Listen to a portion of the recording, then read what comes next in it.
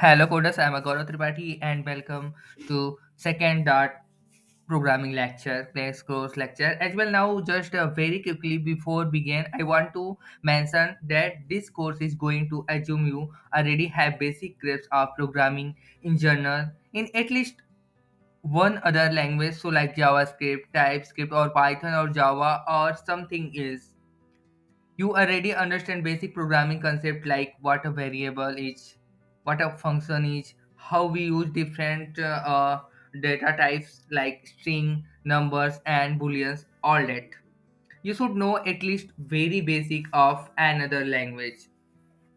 Learning that, so then to start writing that locally on your computer, you first need to install the dark SDK, install the flat SDK, which comes packaged with Dart as well as like I said before. Okay, but here I can't show you how to install everything locally on your computer.